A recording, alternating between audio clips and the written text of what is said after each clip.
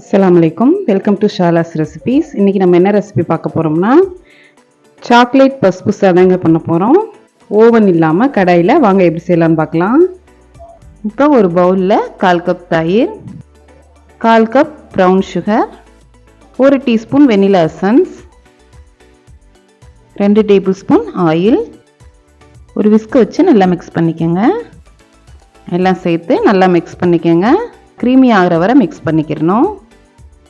இப்போ இதில் 1/2 கப் ரவை சேர்த்துக்கோங்க, 1/2 கப் துருவின தேங்காய், அதோட 2 table spoon cocoa powder, 1/2 teaspoon baking powder, 1/8 teaspoon baking soda, ஒரு பிஞ்ச் உப்பு, 1/4 கப் தண்ணி எல்லாத்தையும் சேர்த்து ஒரு விஸ்கை வச்சு இந்த மாதிரி மிக்ஸ் பண்ணிக்கோங்க.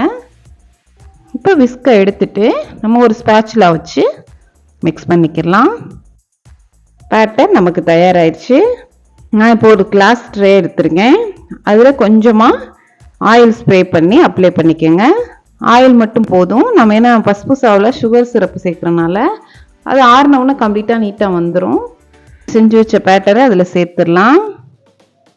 நான் ஓவனில் பண்ணலைங்க, கடாயில் தான் பண்ண போகிறேன். இப்போ ஒரு கடாயை அடுப்பில் வச்சுக்கோங்க. அதில் ஒரு ஸ்டாண்ட் வச்சு மூடி வச்சிடலாம். நல்லா ஹை ஹீட்டில் 10 நிமிஷம் ஹீட் ஆகட்டும். 10 நிமிஷம் ஆயிடுச்சு. இப்போ நம்ம செஞ்சு வச்ச கேக் பேட்டரை இந்த மாதிரி 3 தடவை தட்டிட்டு ஸ்டாண்ட் மேலே வச்சு மூடி வச்சுருங்க.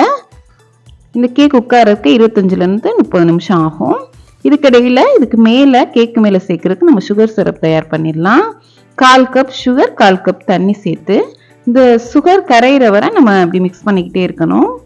அவ்வளோதான், நமக்கு சுகர் சிரப் தயாராகிடுச்சு. இப்போ 25 நிமிஷம் ஆச்சு. கேக் குக் ஆயிடுச்சான்னு பார்த்துடலாம்.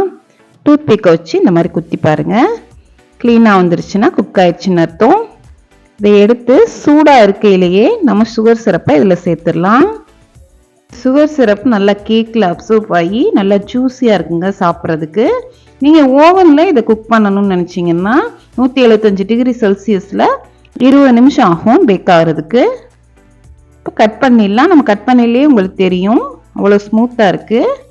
மேலே பாதாம், இது ஆப்ஷனல், வேண்டாம்னா விட்டுருங்க.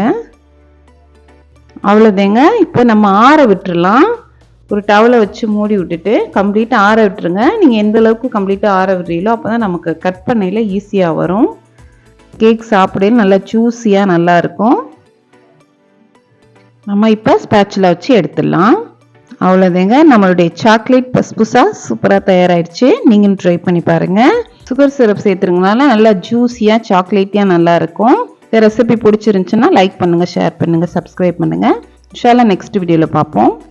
தேங்க்ஸ் ஃபார் வாட்சிங். பாய்.